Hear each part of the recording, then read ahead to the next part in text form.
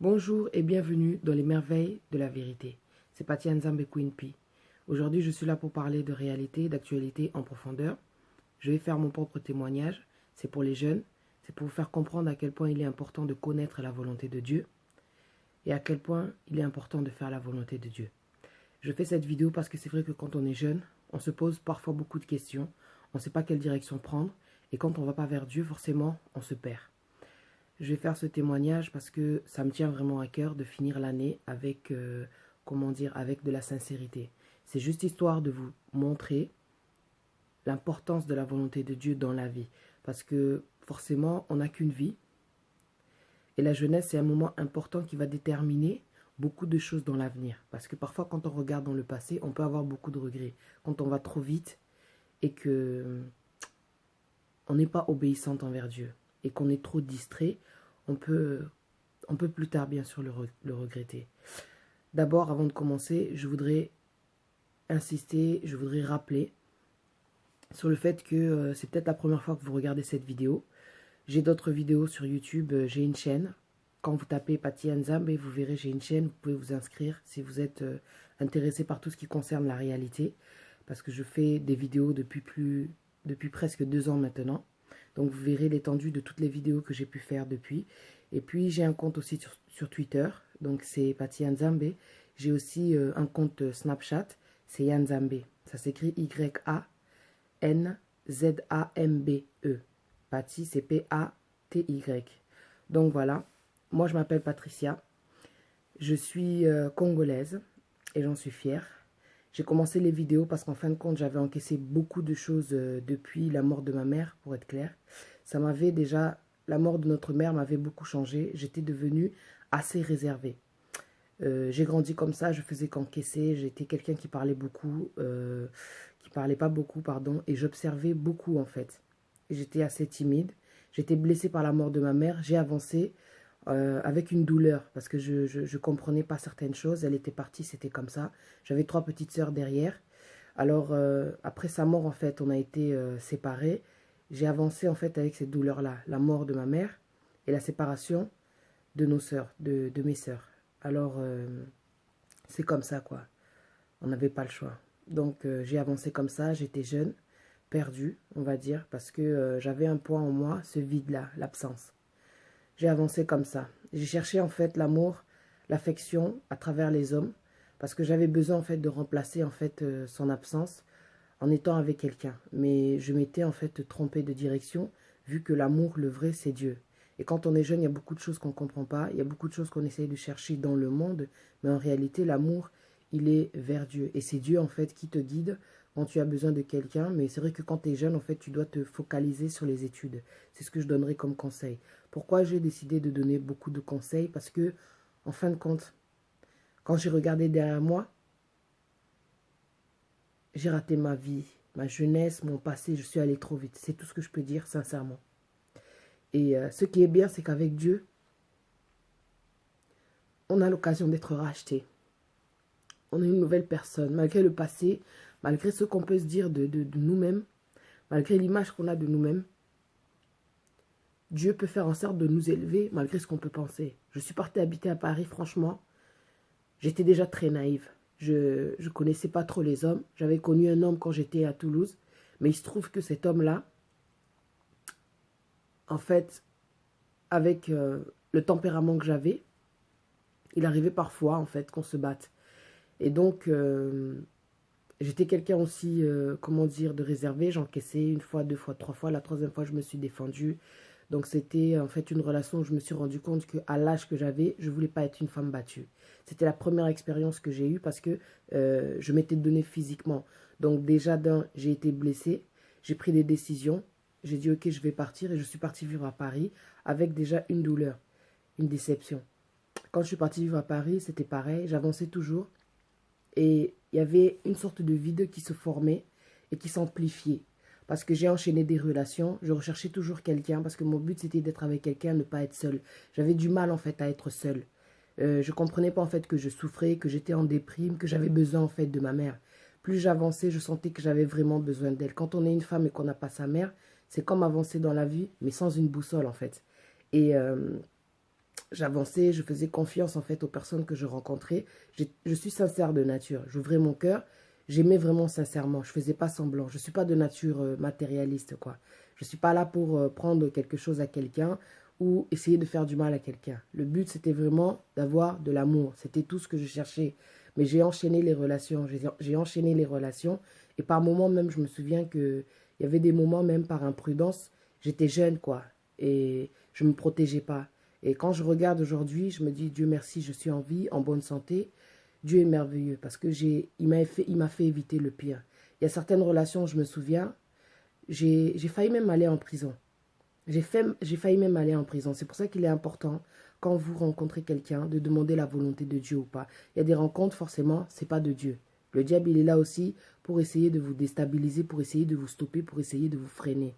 À Paris, franchement, je suis rentrée dans une vie de distraction. J'étais tellement jeune, j'étais coupée de ma famille, parce que quand je suis partie, j'avais aucun problème. J'étais partie à la base pour faire des études. Mais voilà, la vie a fait que j'ai dû partir de chez mon oncle chez qui j'habitais à Paris. Je suis partie en plein Paris, je travaillais dans un salon, j'étais dans un foyer de jeunes travailleurs. Donc j'étais livrée à moi-même, coupée de la famille. Euh, c'est vraiment dommage. Quand tu pars de chez tes parents, ou alors si tu es orphelin, il est important, je pense, d'avoir un contact avec ta famille. Les parents, ce sont nos dieux ici sur Terre. Quand tu n'as pas de contact avec ta famille, franchement, le risque, c'est que tu risques de te perdre. Parce que tu n'auras personne pour te conseiller. Moi, j'avançais comme ça. J'avais beaucoup de problèmes. J'avais des fois des déceptions au niveau du travail. J'avais des déceptions au niveau des amis. J'avais des déceptions, beaucoup de déceptions au niveau des hommes. Parce que je me rendais compte que, tiens, les hommes avec qui je sors, ce sont des menteurs, ce sont des infidèles en fait. Et donc j'avançais comme ça, déçue. Il y avait des fois, je pensais beaucoup à ma mère, je me disais, j'aurais aimé qu'elle soit là, j'aurais aimé lui expliquer que ça va pas, j'aurais aimé entendre sa voix, composer son numéro, lui dire qu'écoute maman, pourquoi est-ce que c'est comme ça? Et j'avançais comme ça en fait. J'avançais avec une douleur, donc c'était indescriptible. C'est pour ça que je me suis rendu compte par la suite, quand j'observais les gens, la façon dont ils traitaient leur maman ou bien euh, leurs parents, quoi. Je me disais, ils ne se rendent pas compte de la chance qu'ils ont. Parce que d'avancer vraiment sans ses parents, c'est vraiment difficile quand tu es une jeune fille. Avec cette douleur avec laquelle j'avançais, j'avais l'impression d'être comme une feuille morte quand le vent souffle. Elle s'envole, elle va dans tous les sens, dans toutes les directions, quoi. J'avais fait l'erreur, en fait, de me couper de ma famille. Je ne sais pas pourquoi. Je m'étais renfermée. Je souffrais, mais je ne m'en rendais pas compte. Je déprimais. J'ai avancé comme ça. J'ai avancé comme ça. De déception en déception. J'ai rencontré un homme. Au bout de quelques temps, je suis tombée enceinte. J'avais 25 ans. Je suis tombée enceinte. J'ai décidé de garder l'enfant que j'avais, car c'était ma première expérience. Je pense que j'en avais marre aussi d'être seule. Donc, le garçon avec qui j'étais, on a décidé de garder, d'essayer d'avancer. Ce garçon-là a été sincère avec moi. Il m'a dit qu'il était déjà dans une relation. Mais vu qu'on avait avancé déjà depuis un certain temps, étant jeune aussi, j'ai dit ok, je vais rester. Mais par la suite, ayant une certaine logique, j'ai décidé d'arrêter parce que je n'allais pas supporter l'attente. Je ne voulais pas être deuxième bureau. Deuxième bureau, je ne voulais pas être la deuxième femme. J'étais déjà décisive, je savais déjà ce que je voulais. Je voulais mon homme parce que je n'aime pas partager. J'ai arrêté, on est resté amis. Ma fille a grandi et me demandait en fait. Son père me posait beaucoup de questions. Je lui ai juste fait un dessin, je lui ai expliqué. Sur le dessin, j'ai dessiné notre maison avec elle et moi. Et j'ai fait une autre maison avec son père et une autre femme. Pour être clair, c'était une petite, intelligente, sage. Elle a compris et m'a plus jamais posé de questions. On est resté en bon terme avec le père de ma fille. J'ai continué, ma vitesse comme on dit chez nous. Je suis allée trop vite quoi. Parce que mon but en fait c'était de ne pas rester seule. À Paris, j'ai fait beaucoup de travail qui ne me satisfaisait pas beaucoup, qui n'allait pas aussi avec les diplômes que j'avais eus. Moi, j'ai pas le bac. J'ai pas le bac plus, je sais pas combien. J'ai juste un niveau bac pro de vente. Quand je suis partie à Paris, je faisais des études de coiffure. Parce que quand j'ai fait la vente et que j'avais raté, comment on appelle ça, mon bac de vente, en fait, je ne l'avais même pas raté quand j'y pense. J'avais fait juste une année, je me souviens. Et ça m'avait saoulé en fait. Je voulais faire de la coiffure parce qu'à la base, je suis une artiste. J'aime embellir les gens en fait. J'aime tout ce qui est attrait à la beauté. J'aime, comment dire, le changement. Donc, J'aimais beaucoup la coiffure parce que ça poussait en fait à transformer quelqu'un. Et franchement, j'avais un talent énorme. J'avais un talent énorme, il n'y a rien à dire. Et j'ai eu la chance de travailler dans des grands salons. Franchement, il n'y a rien à dire. Niveau travail, c'est ce qui s'est passé. Mais quand j'ai raté mon CAP de coiffure de 0,5 points, j'ai pas insisté. Je me suis pas, en fait, donné en tout cas le courage de le repasser. Juste pour un petit point, quoi. Juste pour un petit point. Et bon, c'est dommage. Vu que j'étais pas entourée, j'ai pas eu d'encouragement, rien du tout. J'ai laissé tomber. C'est là où j'ai commencé à faire des boulots tels que le ménage. J'ai fait auxiliaire de vie. Au final, je me suis rendu compte que c'était pas des métiers qui m'épanouissaient. Parce que en étant auxiliaire de vie, j'étais déjà beaucoup. Donc, j'étais déjà triste au fond de moi. Et quand j'ai fait ce métier-là, auxiliaire de vie, j'ai vu qu'en fait, il y avait de la solitude. Il y a beaucoup de personnes chez qui j'ai travaillé. J'ai vu la solitude. J'avais beaucoup de peine de travailler avec des gens et de me dire que comment se fait-il que ce sont des gens qui ont eu des enfants et que les enfants les abandonnent comme ça. Je suis africaine et fière d'être africaine. S'il y a la solitude, elle est bien en Europe, quoi. En Afrique, on a l'esprit, en tout cas, de... Il y a l'esprit de solidarité en Afrique. Ici, j'ai découvert la solitude. J'étais vraiment triste de voir, parfois même, je voyais des femmes aveugles et qui étaient seules, quoi, et qui pleuraient. Au moment où je devais finir ma mission là-bas chez elle, il y avait des femmes qui pleuraient. Mais pourtant, elles ne te connaissaient même pas. Et quand je voyais cette femme aveugle, je me suis dit, non, l'être humain, il est méchant. Comment est-ce qu'on peut abandonner sa mère aveugle juste parce qu'elle a vieilli? Donc, du genre, elle ne sert plus à rien. Donc, c'est cas par cas après tout ça. Mais j'ai dit non. En étant dans ce genre de métier-là, je ne vais pas pouvoir m'épanouir. J'aime beaucoup aider les gens, mais j'avais besoin maintenant de quelque chose, d'un métier qui puisse me donner la joie, en fait. J'en avais marre. À Paris, je galérais. J'ai fait, voilà, auxiliaire de vie. À un moment donné, j'ai dû arrêter, j'ai dû faire le ménage parce que j'ai dû changer de vie. Parce que quand j'ai eu ma fille, je me suis rendu compte que, voilà, c'est plus pareil. J'ai plus la même liberté. Je me suis sentie bloquée, à vrai dire. Je me suis sentie bloquée. Donc, j'ai dû faire des métiers, en fait, qui ne correspondaient pas déjà avec le talent que j'avais, avec ce que j'avais souhaité pour ma vie. Donc, voilà quoi. Déjà, j'avais une vie en fait qui ne me convenait pas. J'étais pas heureuse. Et j'ai avancé comme ça. Bam, je rencontre une autre personne. Et il se trouve que avec cette personne, franchement, je me suis rendu compte que au final, de tout le temps que j'ai passé avec cette personne, avant d'aller à Londres, c'était une personne qui n'était pas posée, une personne qui mentait beaucoup, une personne qui avait des relations par-ci, par-là, mais j'encaissais. Et je souffrais beaucoup déjà quand j'étais avec cette personne-là, mais je ne sais pas si elle se rendait compte. Elle devait me trouver d'ailleurs très bizarre parce que j'étais très renfermée, je déprimais trop, j'en pouvais plus, j'étais pas, voilà, j'étais pas heureuse, quoi. J'étais pas heureuse. Je me demandais en tout cas, est-ce qu'un jour je pourrais me retrouver, est-ce qu'un jour je pourrais me relever? Comment je vais pouvoir vivre sans ma mère? Comment on fait pour vivre sans sa mère? Non, franchement, j'étais perdue. J'étais perdue. J'étais vraiment perdue parce qu'il y avait beaucoup de fois où je pensais, je me disais, non, même quand elle était là en vie, on n'a pas eu la chance de vivre vraiment avec elle parce qu'on vivait en foyer à des moments donnés, quoi. Et une fois, je me souviens qu'elle nous a reprises parce qu'elle en avait marre et elle savait qu'elle allait mourir. Donc, elle nous a reprises, mais on n'est pas resté en fin de compte beaucoup de temps avec elle, quoi. Donc, étant en vie, on a passé peu de temps avec elle. Elle n'est plus là, il faut vivre avec ça, c'est comme ça. Bon, c'est vraiment difficile, quoi. C'est vraiment difficile. Quand on est jeune, franchement, il faut s'accrocher à Dieu parce que c'est lui le père des orphelins. Peu importe la douleur, sache que Dieu est là pour toi et il ne t'abandonne pas. Mais quand on est jeune et qu'on est perdu, parfois, forcément, on ne pense pas à Dieu. Donc, quand j'étais à Paris, que j'allais pas bien, j'étais avec ce gars-là, je sortais beaucoup, en fait. J'avais tendance des fois à fumer, j'avais tendance des fois à boire. Et même en dehors des boîtes là que je côtoyais, franchement, quand ça allait pas, je fumais, je buvais. Et en fait, c'est un vice tout ça. C'est comme ça que les choses commencent. Quand tu sors, tu es jeune, tu veux boire, tu veux fumer, faire comme les autres, tu trouves que c'est cool. Quand ça va pas, tu as des soucis, tu bois. Mais en fin de compte, tout ça, c'est destructeur. C'est destructeur. Et puis, quand tu es déprimé, c'est quelque chose qui te déprime encore plus. Encore plus, pardon. C'est quelque chose qui te déprime trop. Mais nous, on s'en rend pas compte parce qu'en grandissant, tu gardes certaines habitudes. Au final, tu te retrouves alcoolique. Au final, ça fait que tu n'arrives pas à te détacher de la cigarette parce que les composants de la cigarette, la façon dont, en fait, tous les produits qu'ils utilisent pour fabriquer une cigarette te rend accro. Et te fait croire que oui, ça te calme, quoi. Quand tu es stressé, tu veux fumer. Mais en fin de compte, c'est quelque chose qui te détruit. Ça détruit la santé. Il y a des gens qui sont morts du cancer. Il y a des gens qui, comment dire, malgré avoir arrêté, sont tombés malades plus tard. Je sais que la cigarette cause beaucoup de dégâts parce qu'en fait, j'ai lu beaucoup de livres aussi sur ça parce que malgré tout, je m'intéressais à ce qui rentre dans mon corps, quoi. Donc, je commençais déjà à avoir aussi du souci parce que je fumais, parce que je buvais. Mais j'ai quand même continué. Satan a déjà. J'ai continué. La relation dans laquelle j'étais, franchement, elle m'avait saoulé. Ça allait plus. Je me rendais compte que finalement, la personne avec qui j'étais pas heureuse. J'ai avancé comme ça avec ma fille, dans la déception, dans la déprime. Donc, j'étais pas heureuse. Le travail, ça allait pas. Au niveau logement, ça allait pas. Je faisais que des hôtels quand j'étais à Paris. Galère, galère, galère. En plus, voilà, personne à qui parler. Donc, voilà quoi. J'en avais marre. J'ai appelé ma soeur. Je dis, écoute, Paris, ça va pas. Paris, c'est la distraction. Paris, j'en peux plus.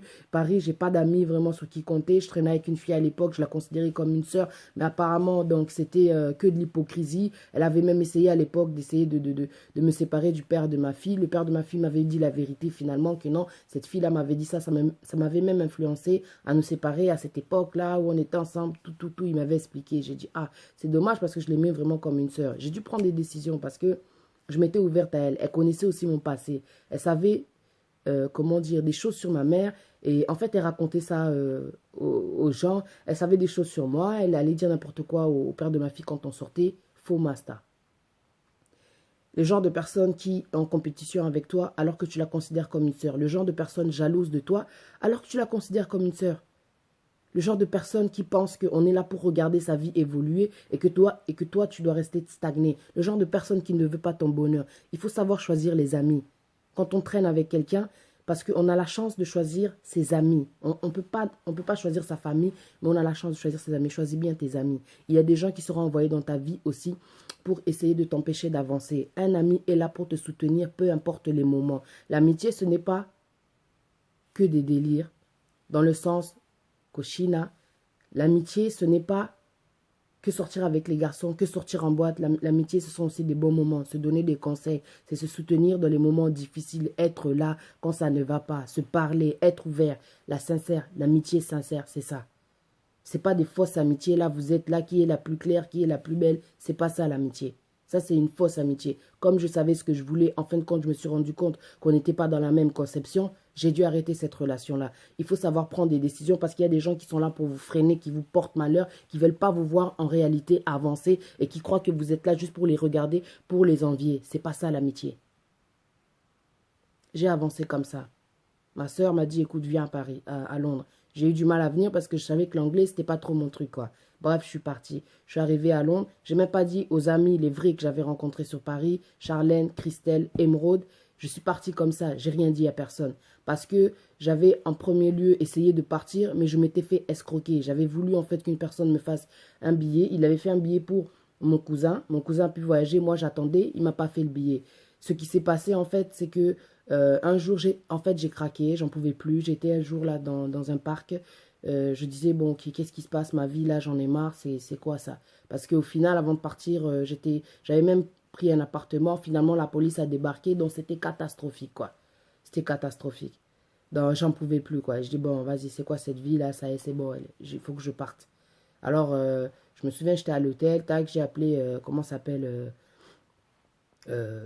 enfin non, j'ai même pas appelé. J'étais assis dans un parc là, je pensais beaucoup, j'en pouvais plus là de cette vie, les relations chaotiques, le travail qui me convenait pas, ma vie seule avec mon enfant, j'étais pas heureuse. J'étais pas heureuse. Alors dans le parc, j'étais là, défoncé comme il faut quoi. Dans mes pensées, bam, j'ai dit ok, qu'est-ce qui va se passer là? La suite c'est quoi mon Dieu? Allez, je reçois un coup de fil d'une amie, Mimi, qui habitait aussi à Toulouse à la base. Et elle me demande comment ça va. Je lui dis non, ça va pas. C'était une amie qui habitait au Canada à l'époque. Elle avait quitté Toulouse pour aller au Canada. Et voilà, elle m'appelle et je lui explique. Je lui dis non, franchement, ras-le-bol. Ras-le-bol de Paris, ras-le-bol de tout. Regarde, j'achète un billet pour partir à Londres parce qu'ici, ça va pas. Je me fais escroquer, quoi. Et la personne ne répond plus. Donc, j'ai pas de solution. Je suis là, je dois partir, j'en ai marre. Je pleurais. Ma fille me regardait. Elle me disait, ouais, calme-toi et tout. Franchement, ma fille m'a beaucoup supporté. Et parfois même les rôles changeaient, elle était là pour me consoler. Franchement, j'ai une fille qui est super sage. Et quand on a des enfants, c'est pour ça qu'il faut demander la volonté de Dieu. Parce que les vitesses qu'on a, la vie qu'on a quand on a des enfants, le problème c'est qu'ils peuvent répéter tout ça. Mais quand tu souffres et que tu n'es pas bien dans ta tête, tu ne te rends pas compte en fait que ça a des séquelles sur ton enfant, que ça peut changer ton enfant, le mode de vie que tu as. j'ai quand même continué comme ça. Je ne me rendais pas compte en fait que forcément ça pouvait avoir des séquelles sur ma fille, la façon dont je vivais. Allez, la copine avec qui j'étais au téléphone le jour où j'étais dans le parc, elle m'a dit non, je ne vais pas te laisser comme ça, tu as besoin de combien? Je lui ai dit non, regarde, tu vois, en attendant que je parte, il faut que je fasse ça, j'ai besoin. Elle m'a dit ok, il n'y a pas de souci. J'ai dit j'ai pas d'argent pour te rendre, tout ce que j'avais, regarde, il s'est passé ça, il s'est passé ça. Elle m'a dit t'es mon ami, je vais te donner l'argent. Cette fille, Mimi, franchement, elle a été le déclenchement. Donc, elle m'a sorti d'une situation, d'une vie, sans le savoir. Il y a des gens qui vous aident dans la vie. Et ça change tout. Ça change tout. Je ne peux même pas expliquer ce geste-là qu'elle a fait. Mais c'est comme si, en fait, elle m'a délivrée. Parce que je me sentais bloquée. Et quand je dis bloquée, il y a des fois, tu peux te sentir bloqué spirituellement. Tu expliques aux gens. Parce que j'avais dit à mon oncle, Papy Henri, à l'époque, quand j'habitais chez lui, je lui disais, je me sens bloqué, mais j'arrive pas à comprendre pourquoi. Je parlais déjà spirituellement, mais on avait du mal à me comprendre. Je me sens bloqué. Tout ce que je faisais, c'est comme si j'avais l'esprit de non-accomplissement. Tout ce que je faisais, je n'allais pas jusqu'au bout. Tout ce que j'avais entrepris, que ce soit une relation, que ce soit le travail, que ce soit au niveau du logement, rien n'allait jusqu'au bout. Il y avait vraiment l'esprit de non-accomplissement. Mais j'ai compris ça avec le temps, quand j'ai connu la signification de mon nom, Kubatika. Il y a des noms. C'est pour cela qu'il est important de savoir la signification de ton nom. Des noms, on peut dire qu'ils portent malheur. Quand j'ai connu la signification de mon nom, on m'a dit ton nom. J'ai demandé à ma tante qu'est-ce que ça veut dire Kubatika. On m'a dit Zoatika. J'ai demandé à ma grand-mère. Parce que eux, ils sont plus sages que, voilà, ils ont fait la vie. Et ils en savent beaucoup. Ma grand-mère m'a dit Kubatika, c'est quelqu'un qui est renfermé au-dedans de lui-même. J'ai dit, mais c'est qui m'a donné ce nom? Elle m'a expliqué que ma mère, boué boué ta.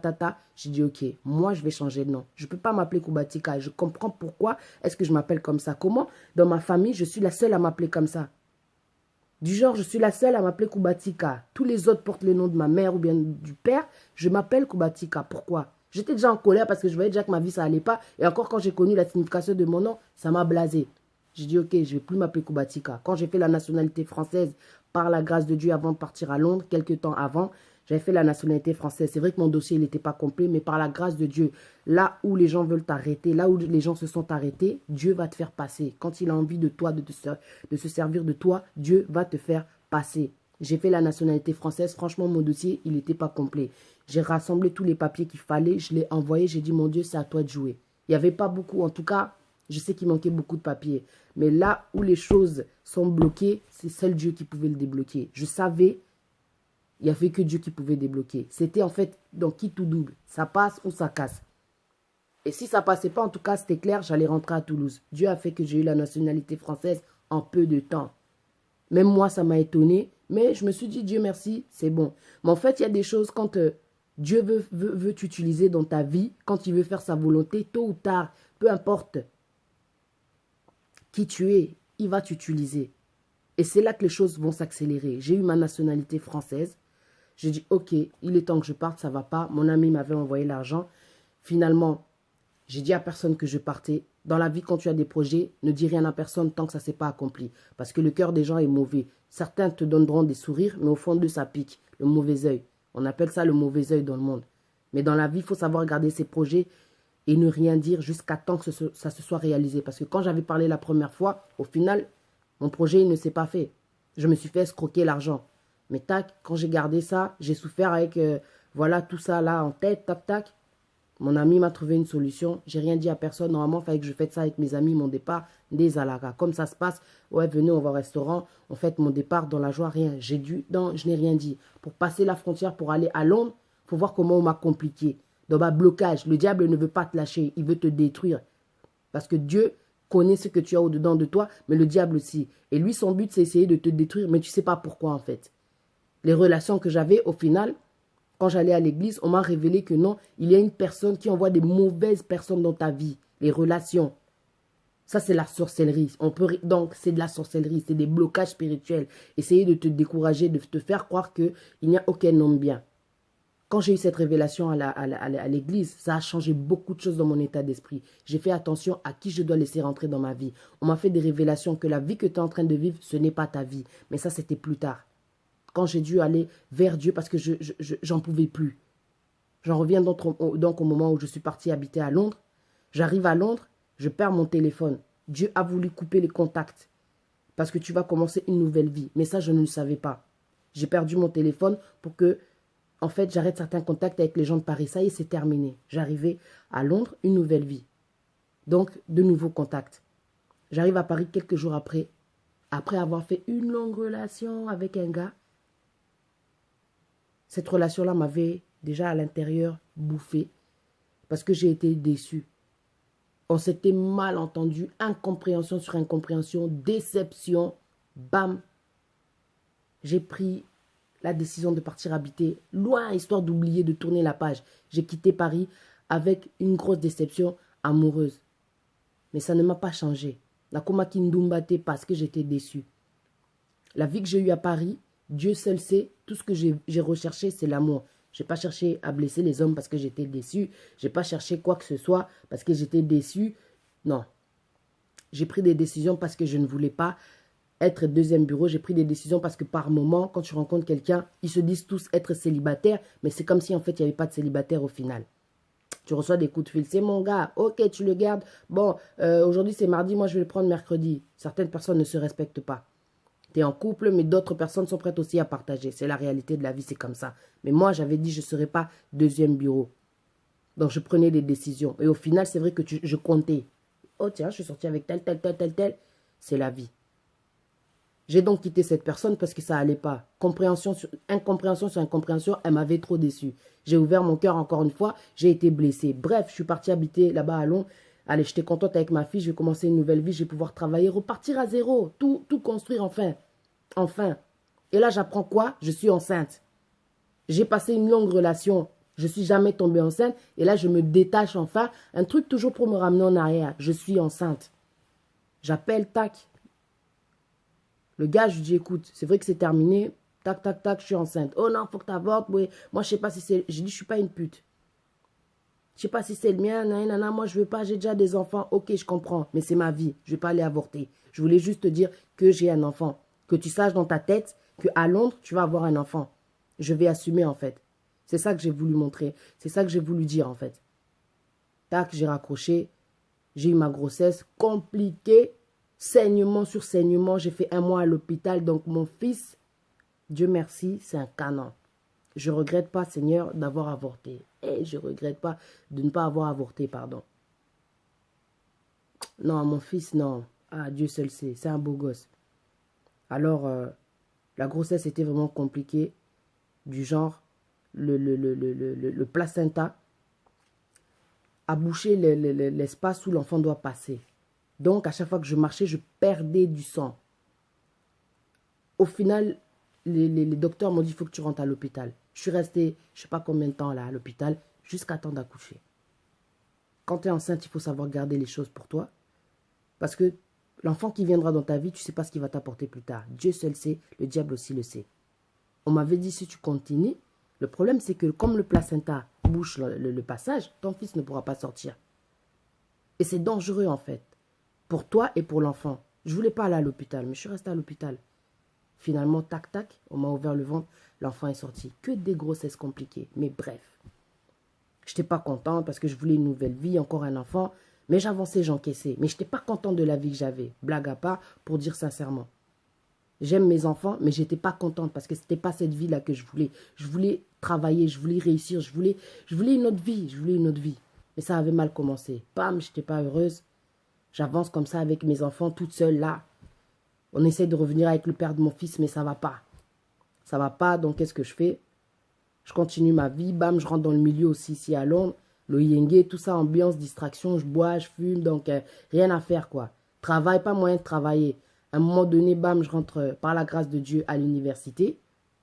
Et là, un peu, j'essaye de me retrouver. Mais avant d'arriver à l'étape de l'université, c'est vrai que j'en ai eu marre de la galère, de cette vie-là. Parce qu'à un moment donné, je me suis retrouvée à l'hôtel. Je dis, vas-y, je vais rentrer à Paris, j'en ai marre. Tac et tout. Je parle à ma soeur. Ma soeur, elle me dit non et tout. Et courage, prends courage, reste à Londres, patiente. J'ai dit non, j'en ai marre, regarde la galère, tout ça. Encore des hôtels, c'est chiant, quoi. Elle me dit non et tout, tu verras, les choses peuvent changer. J'ai dit en plus l'anglais. Et l'anglais, ça me stressait. Dès que je devais parler anglais, c'était comme si c'était des maths dans ma tête. J'arrivais pas à parler anglais. Donc, dès que je parlais, je commençais à stresser, je commençais à m'énerver. Je me disputais tout le temps avec les gens quand je devais parler anglais. Bref. Allez. Un jour, comme ça, j'étais à l'hôtel, assise, blasée. Je reçois un coup de fil. Non, madame, on a trouvé un appartement et tout. Venez visiter. Bam, j'arrive dans l'appartement directement. Je comprends que ça, c'est la volonté de Dieu. Il veut que je reste. C'était un appartement provisoire. Allez, je rentre dans l'appartement. Mais avant d'arriver dans l'appartement, bien sûr, j'étais à l'hôtel comme je viens de le dire. J'avais rencontré en fait un gars dans la distraction. J'étais parti au restaurant avec un ami, forcément.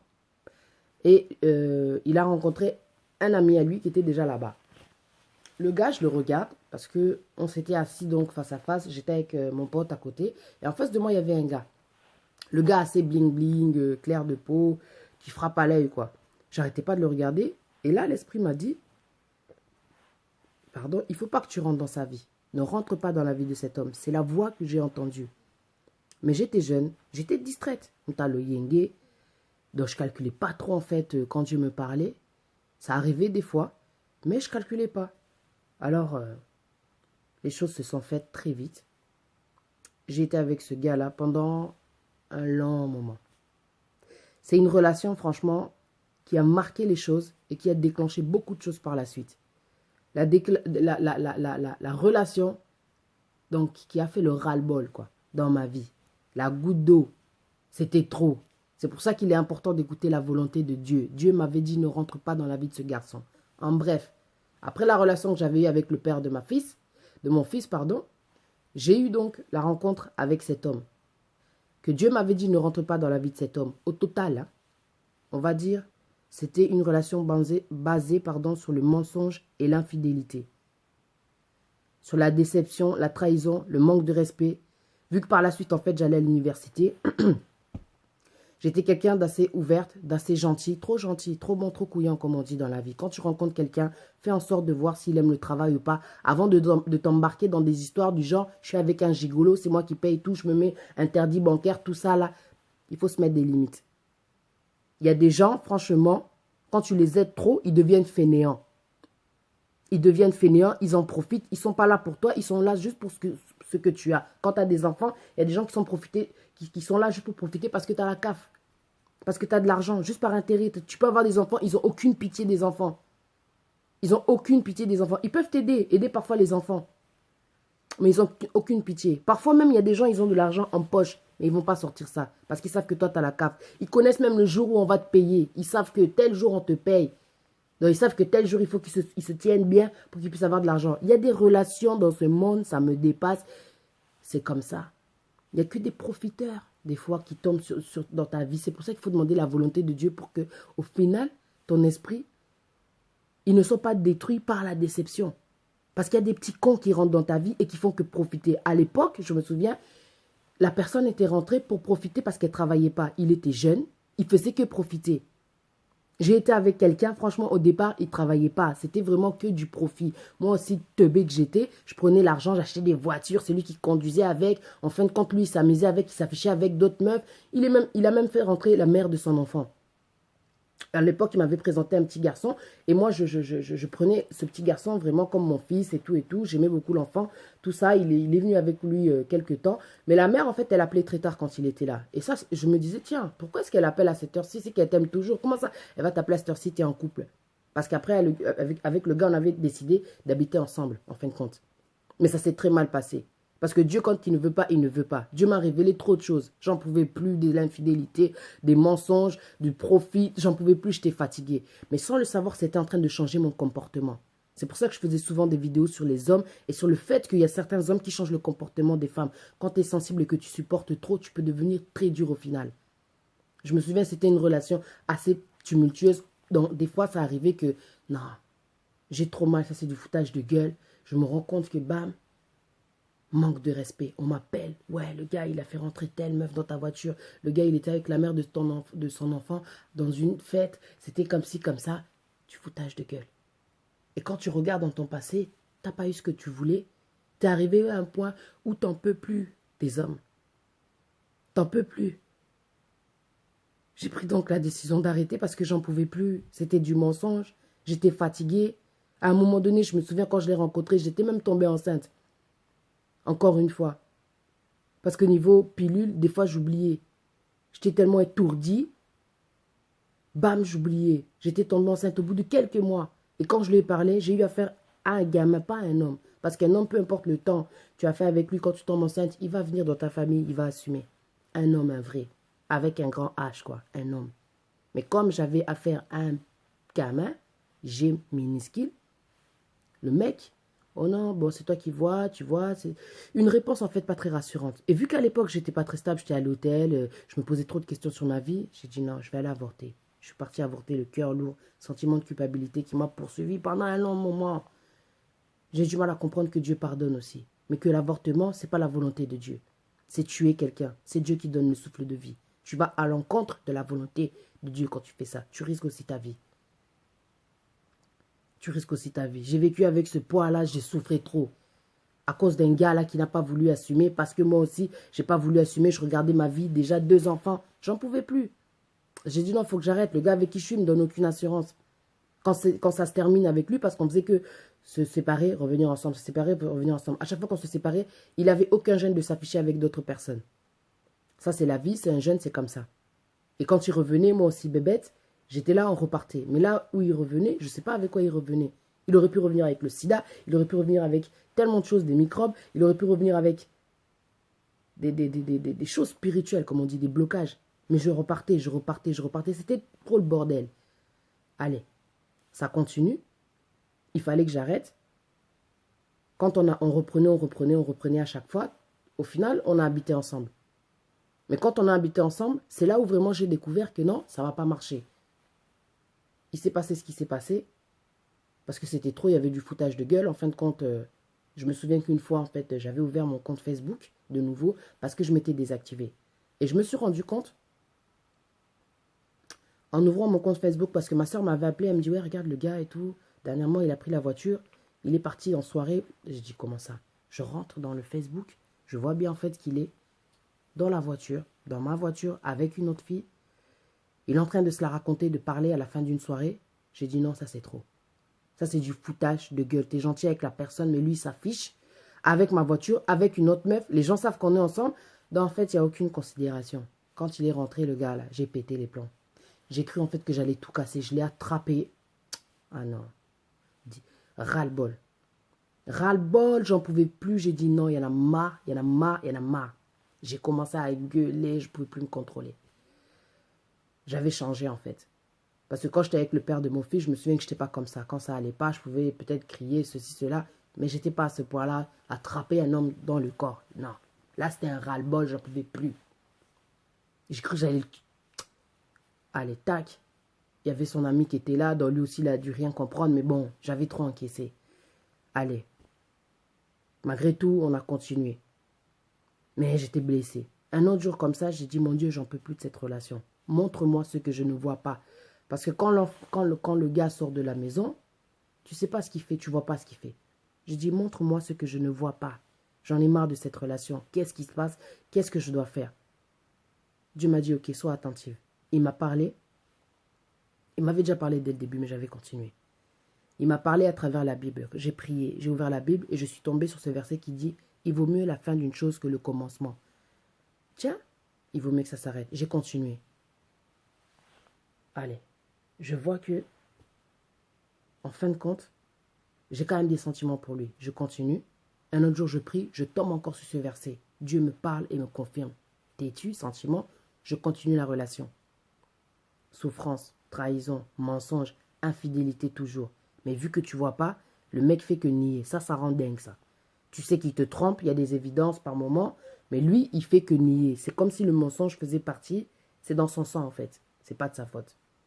Alors, vu qu'il fait que nier, Dieu continue à me parler dans les rêves. Je fais des rêves, je suis avec lui dans la voiture, on fait que se cogner, on est dans le noir. Le soir, il conduit, il se prend que des poteaux. Donc aucune sécurité, aucune... Tout va mal, quoi. Dieu est en train de me montrer parce que je ne comprends pas quand il me parle dans la Bible. Je ne veux pas écouter, donc il me le dit en rêve. Et là, quand je lui dis, mon Dieu, montre-moi. Montre-moi. Tellement je suis têtue, je l'aime, je me dis peut-être qu'il va changer.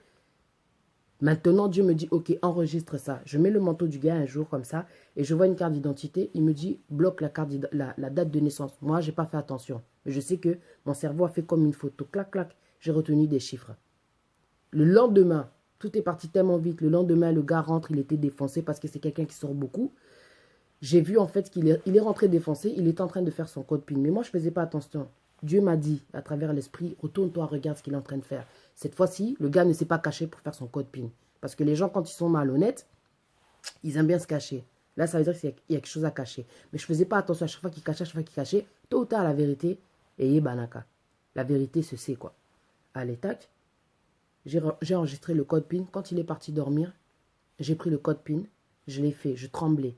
Ce que j'ai découvert, c'est ce que Dieu voulait me montrer. Ça fait mal, la vérité, mais c'est comme ça. C'est histoire de te libérer. J'ai noté tous les numéros suspects, toutes les conversations qu'il y avait sur tous les réseaux, là. Donc, j'étais avec un mec internationalement. Donc, je ne sais pas comment je peux le qualifier. C'est un gamin, c'est tout ce que je peux dire. Il a envie de s'amuser. Il avait envie d'être avec quelqu'un.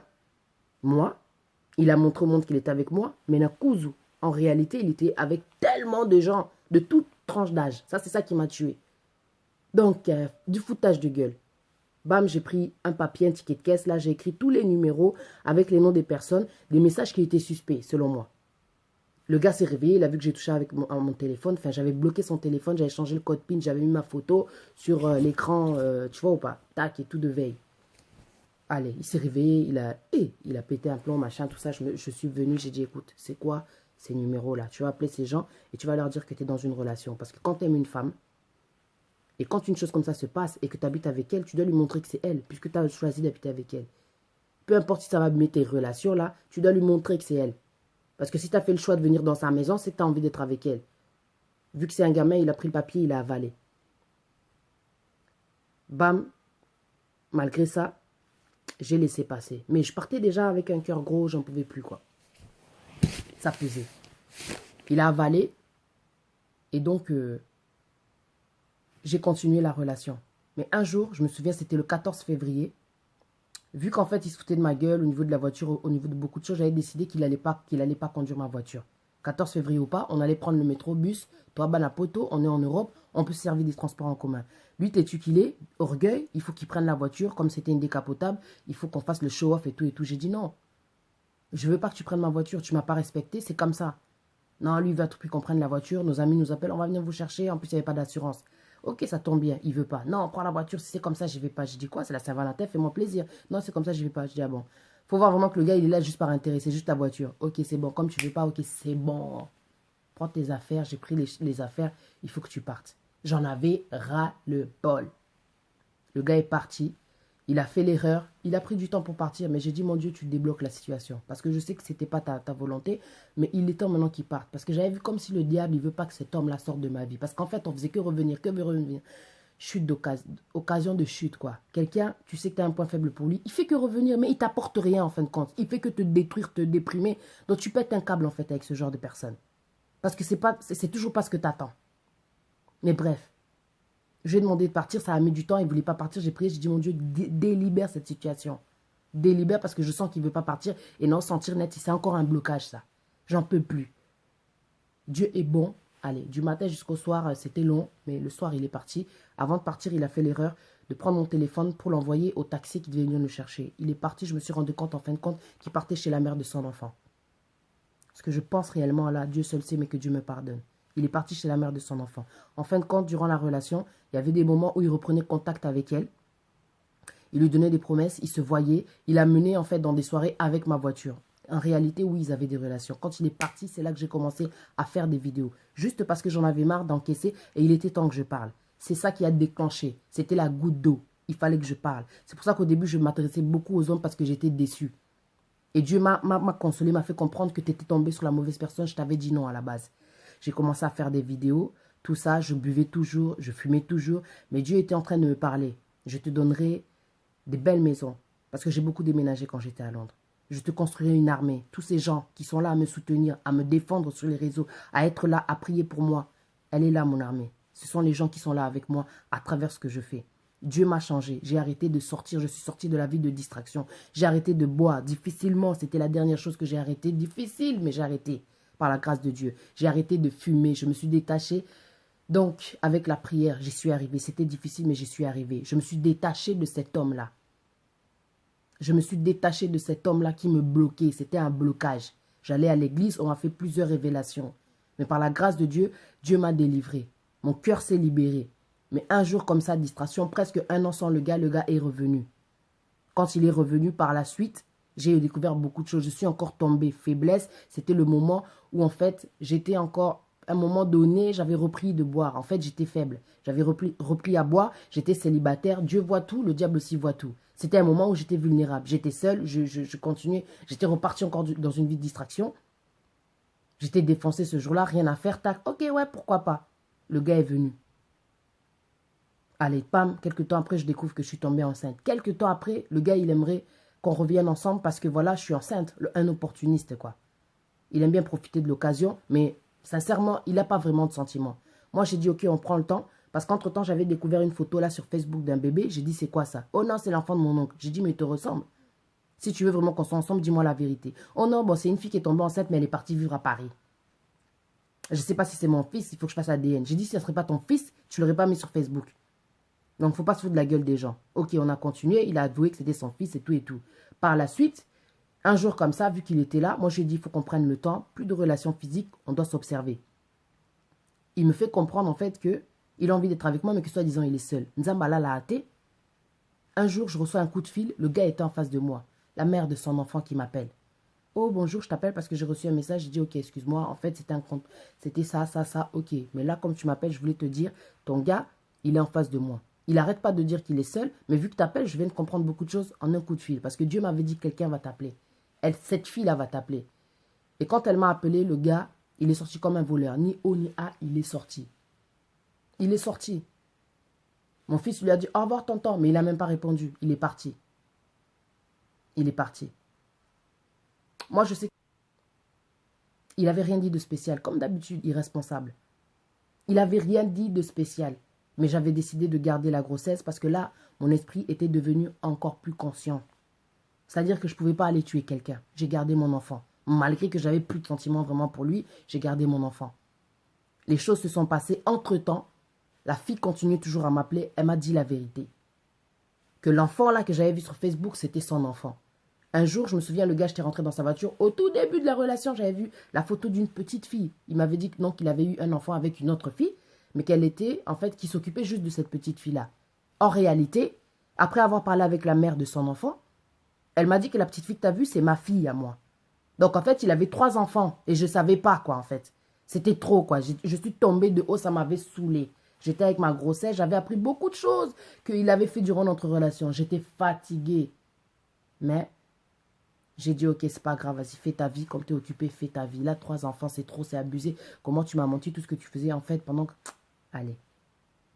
Les choses se sont passées. Apparemment, entre-temps, ils se sont séparés. Il est revenu. J'ai dit, on va se laisser le temps. Pas de relation physique. Toujours sur 2 mois. On va juste voir comment ça va se passer dans ces cas-là. Pendant la grossesse, je lui ai dit, ma fille, on va l'appeler Chanel. Chanel, c'est pas Coco Chanel. C'est le mélange du nom de sa mère au garçon et à lui. Ça fait Chanel.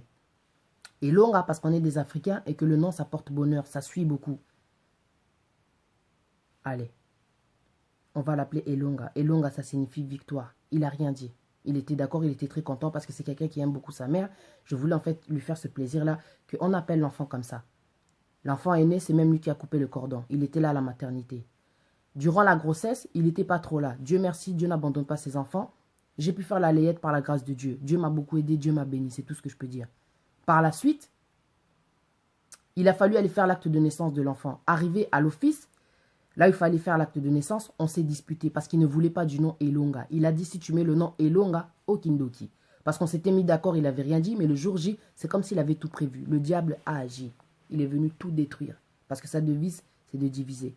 Oh non, si tu mets le nom Elonga, je ne déclare pas ma fille.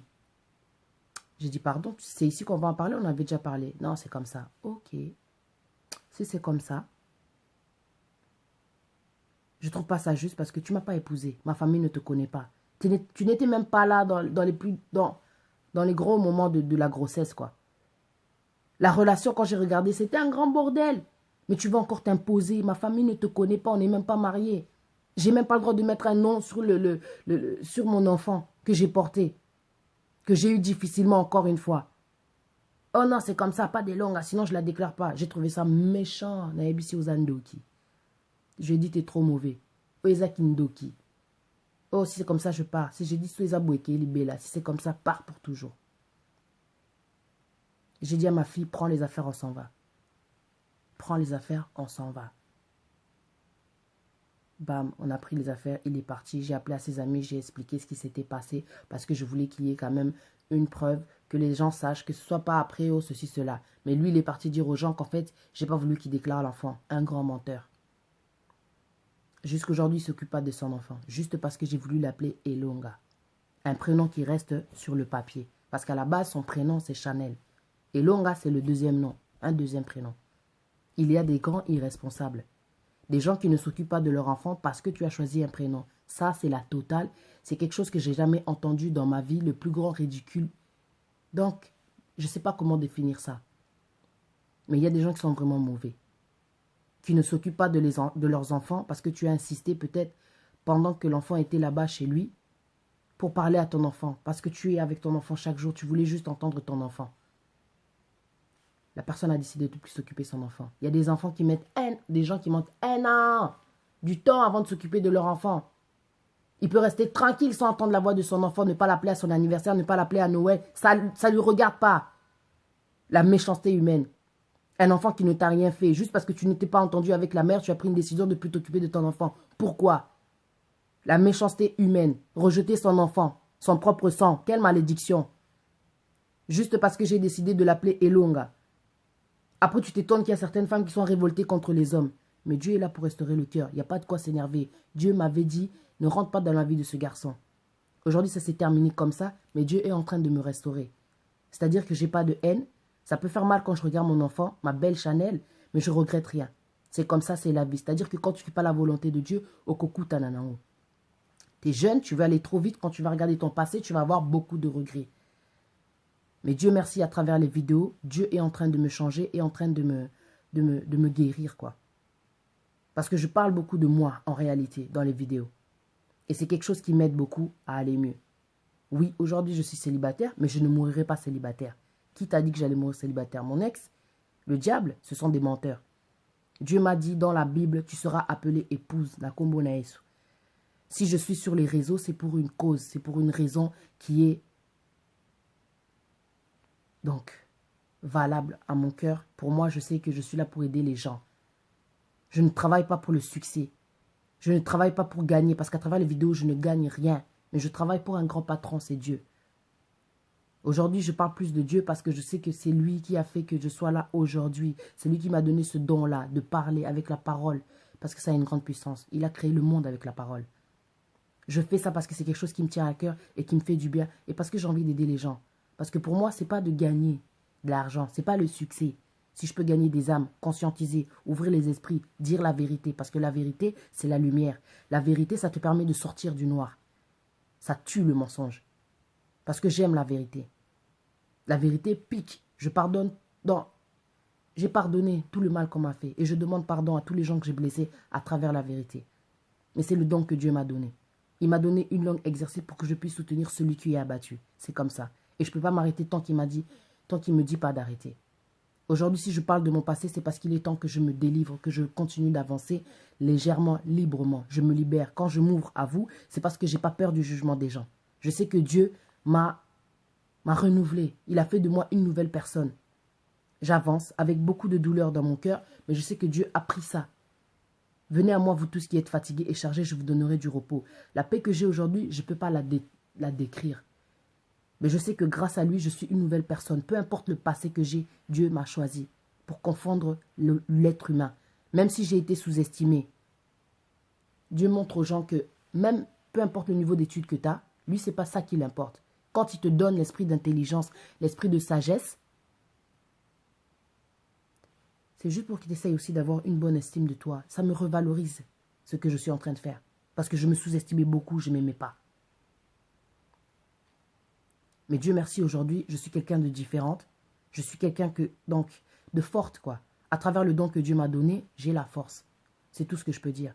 Il est important de connaître, de savoir la volonté de Dieu, histoire de ne pas perdre de temps dans la vie. Histoire de ne pas laisser les gens jouer avec votre esprit. Vous jouez avec votre vie, vous prendre vos chances, vous bloquer spirituellement. Il est important de connaître la volonté de Dieu quand tu es jeune. La vidéo, elle est longue. Si tu es arrivé jusqu'à la fin, c'est que tu es intelligent et que tu es sage et que et que tu cherches des solutions à ta vie. La réponse à tes problèmes, c'est Dieu. Quand tu veux savoir la volonté de Dieu, Dieu a différentes façons de parler. Il peut te parler à travers les gens, à travers une personne qui est en train de prêcher, à travers la Bible, à travers les rêves. Quand tu ne connais pas, tu n'es pas sûr de la réponse, demande la confirmation. Parce que le diable aussi peut te mentir à travers les rêves. Quand tu vois beaucoup de choses, je sais que quand j'ai commencé les vidéos, j'étais attaqué spirituellement. J'ai vu Bandoki, je ne sais pas comment expliquer ça en français. Comme ça, un homme avec le visage brûlé, avec une cagoule noire qui est apparue devant moi. J'ai eu peur, ça m'empêchait de dormir.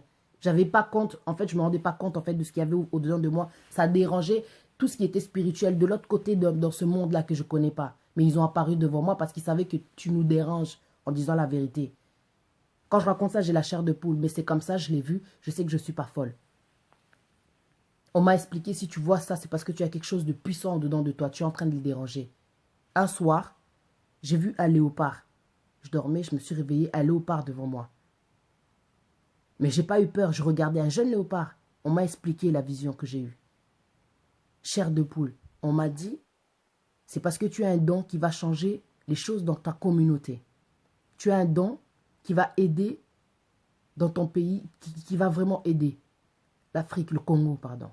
Parce que le léopard, c'est l'emblème du Congo.